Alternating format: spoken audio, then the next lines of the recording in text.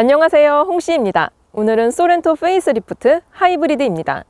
이번 신형 소렌토 하이브리드는 풀 체인지된 산타페 하이브리드보다 판매량이 높은데요. 이는 가격 차이에 디자인 차이가 더해진 결과가 아닐까 싶습니다. 먼저 소렌토는 세로형 램프에 매끈한 그릴을 접목시킨 곡선형 디자인입니다. 반면 산타페는 가로형 램프에 굵은 그릴 등 직선 위주인데요. 저는 개인적으로는 산타페가 좀 더 잘생긴 것 같습니다. 참고로 파워트레인은 두 차량 모두 1.6 터보 하이브리드의 모터 출력을 늘리는 방식으로 개선이 되었습니다. 이는 무거워진 중량을 감당하기 위한 조치인 것 같아요.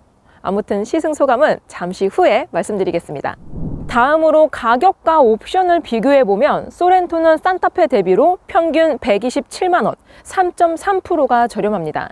그만큼 품목표상 소렌토는 산타페보다 기본 옵션이 덜 들어가는데요. 자세한 옵션 비교는 위쪽을 클릭해 주시고요. 인기 조합의 경우 소렌토 하이브리드는 중간 트림인 노블레스, 산타페는 최고 트림인 캘리그라피 조합으로 400만 원 가량 차이가 납니다. 여기서 조금 더 합리적인 구성을 해보면 먼저 소렌토는 트림을 올리되 무 옵션으로 사시는 것을 추천드립니다.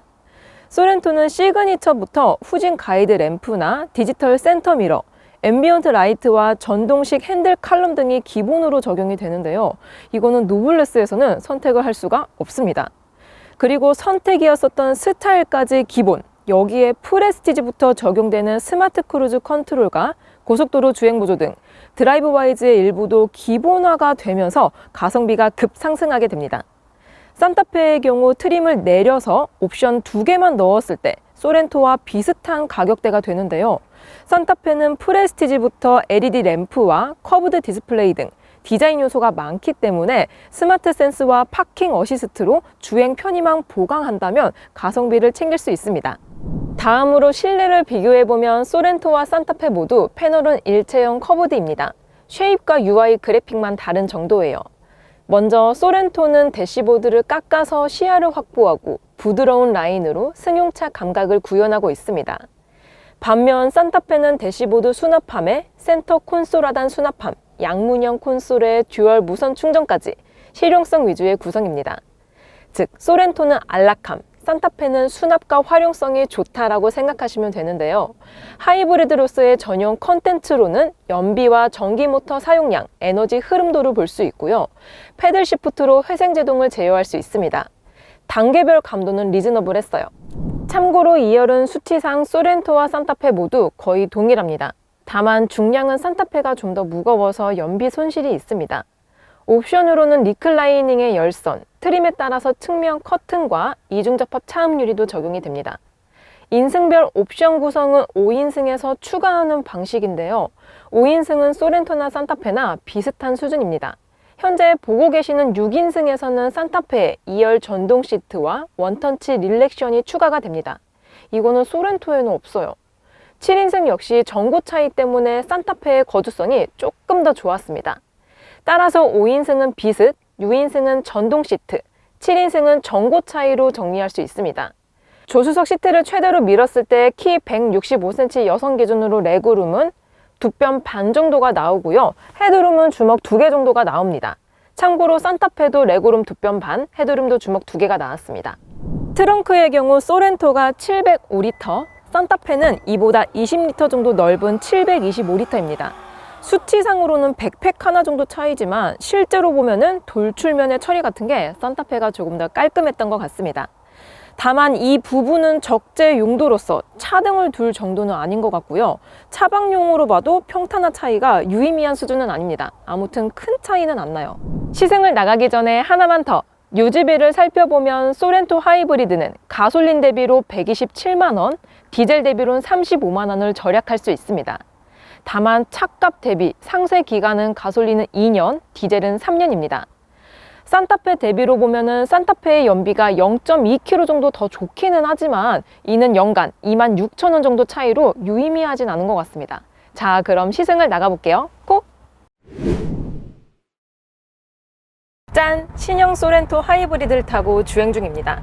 현재 제가 시승 중인 차량은 노블레스 트림에 옵션 몇 가지가 더해져 있고 특히 스타일이 더해져 있어서 휠은 참고로 18인치가 적용이 되어 있습니다. 일단 신형 소렌토 같은 경우는 구형과 비교했을 때 모터 출력이 증가하였습니다.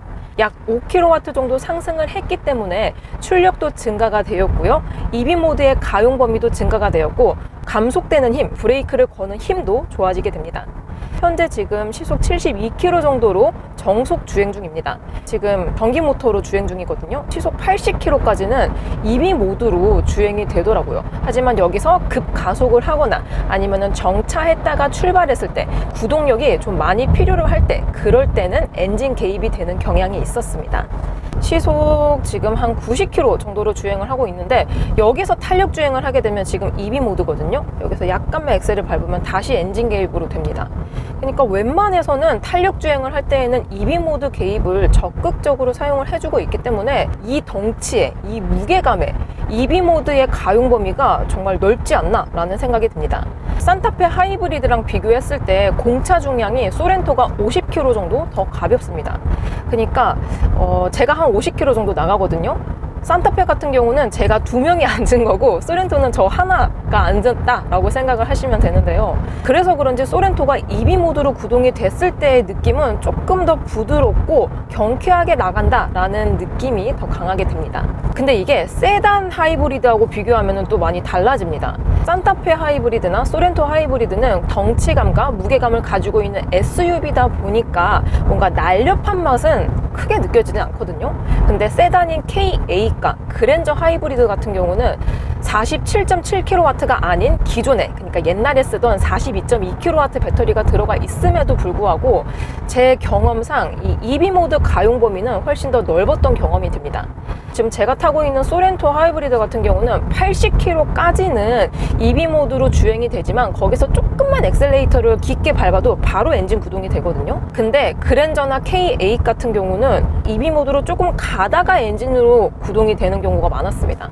그랜저 하이브리드랑 비교했을 때 소렌토가 거의 한 120kg 정도 무겁고 K8과 비교했을 때는 185kg가 더 무겁습니다. 보통 이게 50kg 미만일 때에는 사실 가속감이나 승차감이 크게 달라지진 않지만 100kg 이상이 될 경우에는 가속감이라든지 승차감이 달라질 경우가 많은데요. 가속감 같은 경우도 그랜저 하이브리드나 K8이 조금 더 가뿐했었던 느낌이 듭니다. 현재까지는 EV 모드로 주행 중이고요. 여기서 엑셀을 좀 밟아볼게요. 방금 엔진 개입이 되었습니다. 첫 엔진 개입 같은 경우는 음색이 그렇게 좋지는 않지만 그래도 비교적 어느 정도 속도가 붙고 나서부터는 소음 유입이 그렇게 크지는 않은 편이라고 생각이 들었습니다.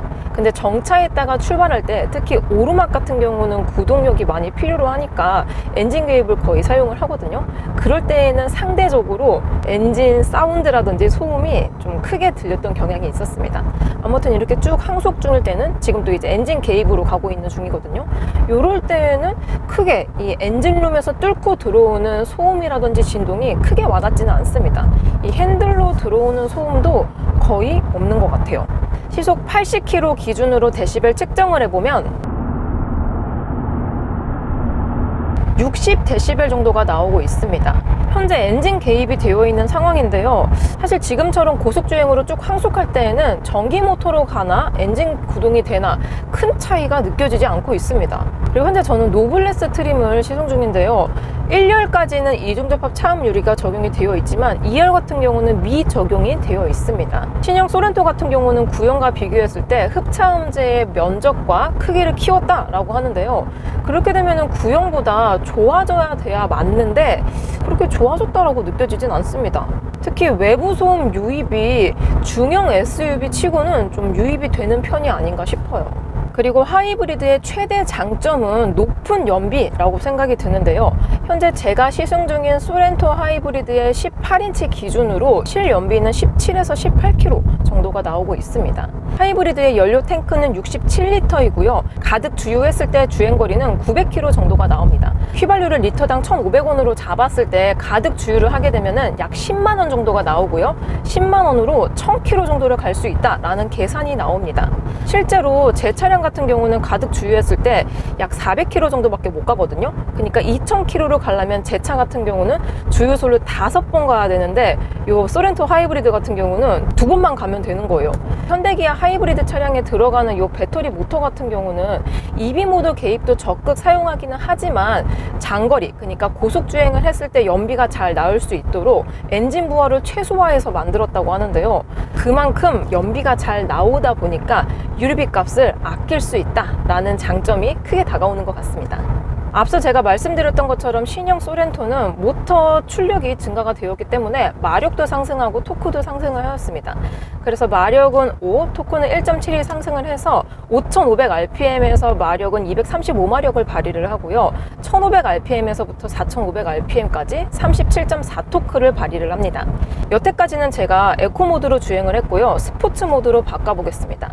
참고로 주행 모드 같은 경우는 에코, 스포츠, 스마트 이렇게 3가지가 있습니다.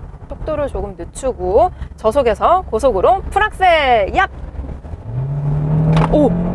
방금 6,000rpm에서 변속이 되었습니다. 오! 금방 100km로 도달을 했고요. 이때 단수는 100km에서 이미 탑기어인 6단을 써버렸습니다. 스포츠성을 가지고 있는 것 같아 보이지만 막상 고속 한계치가 엄청 좋지는 않은 것 같습니다. 자, 여기서 다시 5단으로 바뀌었고요. 다시 한번 엑셀링을 해볼게요.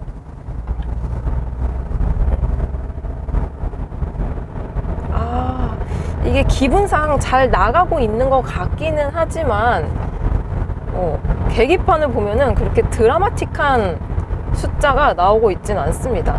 그래도 스포츠 모드로 바꾸니까 페달 감각이라든지 피드백이 에코 모드일 때보다는 훨씬 더 빠릿빠릿하게 반응을 해주고 있어요. 1.6 하이브리드 같은 경우는 1500rpm에서부터 4500rpm까지 최대 토크가 터지는 타입입니다. 지금 제가 엑셀링을 진짜 조금밖에 안 밟았는데도 rpm을 2500을 써주고 있거든요. 여기서 조금만 엑셀링을 또 해볼게요. 엑셀링을 하니까 지금 또 이제 4000rpm까지 써줬습니다. 그러니까 웬만해서는 항상 최대 토크를 써주는 타입이라고 생각이 드는데요. 제가 최근에 타봤었던 소렌토 디젤 같은 경우는 토크감이 정말 좋았었는데요. 근데 단점이 있었습니다. 소렌토 디젤 같은 경우는 1750rpm에서부터 최대 토크가 터지지만 1750부터 2750, 그러니까 최대 토크 가용 범위가 1000rpm 밖에 안 됩니다. 그거를 조금만 더 넘어서고 내가 고속으로 파바바바방 가게 되면은 요 디젤 엔진이 갖고 있는 파워와 힘이 조금 옅어지는 느낌이 들거든요.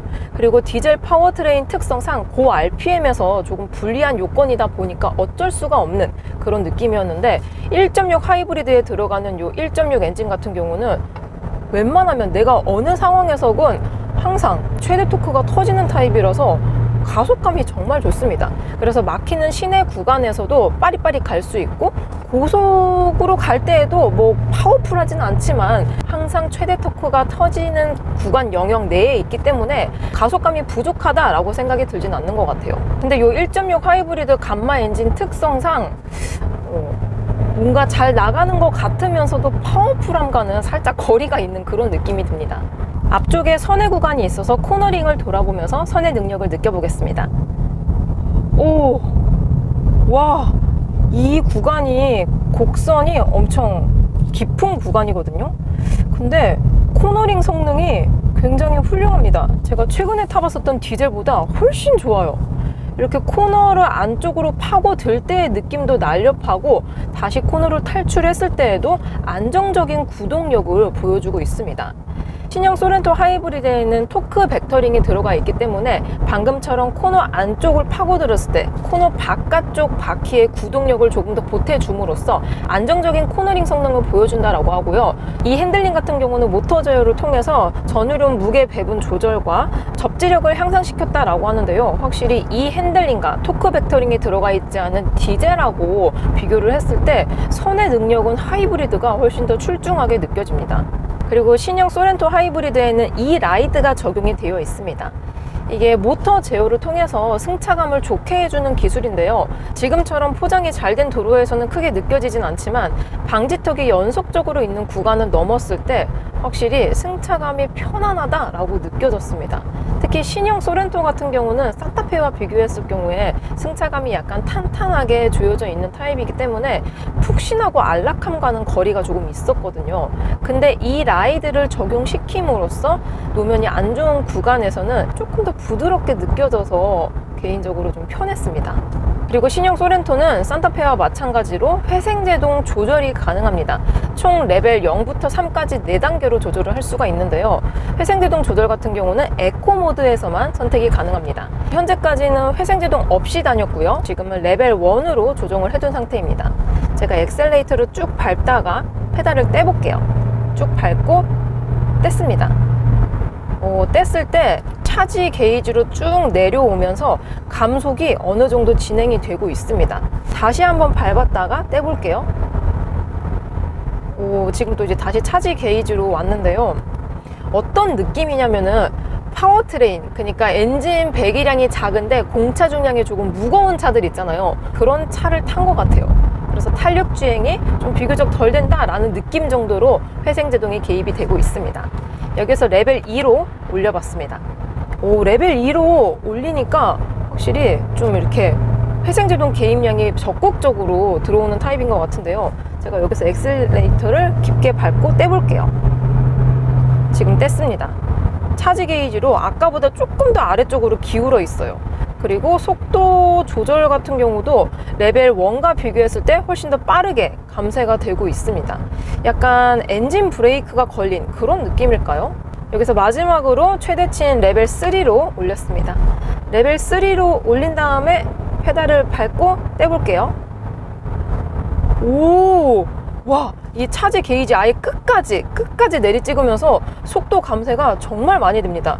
저 브레이크 안 밟았어요. 브레이크를 근데 밟은 것처럼 속도 감쇄가 정말 빠르게 많이 됩니다. 전기차에 적용이 되는 원페달 드라이빙에 준하는 그 정도의 적극적인 회생제동 감도를 가지고 있기 때문에 저는 개인적으로 레벨 3 편한 것 같습니다. 브레이크를 밟을 일이 없어서요. 대신 제가 지금 엑셀레이터를 밟았다가 뗐다가 밟았다가 뗐다가 해볼게요.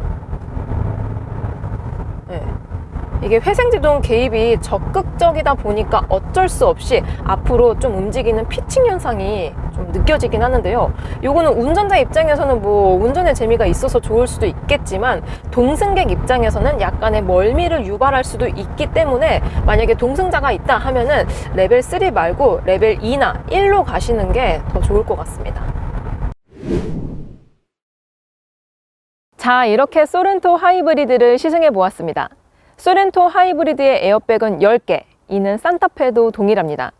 충돌 테스트는 구형 기준 우리나라 KNCAP에서 90점으로 1등급, 미국 IIHS에선 2022 탑 세이프티 픽을 받았습니다. 하이브리드 배터리의 경우 산타페는 SK온, 소렌토는 SK온 또는 LG엔솔을 병행 사용 중이고요. 스펙은 동일합니다. 리콜 및 무상 수리는 표를 참고해 주시고요. 주요 불만 사항으로는 출고 지연 및 블랙시트 선택 불가 등이 있습니다. 자, 마지막으로 홍씨의 총평. 소렌토 하이브리드 어떠냐? 일단 산타페 대비로 보면은 무난한 디자인입니다. 저렴한 가격도 장점이고요. 단점으로는 산타페보다 낮은 전고, 기본 옵션 부족입니다. 물론 차액으로 충분히 보강할 수 있기는 하지만 적재 및 수납, 그리고 2열과 후석에서는 확실히 밀립니다. 디자인보단 용도에 따른 선택이 중요한 것 같아요. 저는 그럼 다음 영상으로 찾아뵙겠습니다. 오늘도 저의 영상이 재밌고 도움이 많이 되셨다면 좋아요와 구독, 그리고 알림 설정까지. 다음 시간에 또 뵐게요. 안녕. 빵!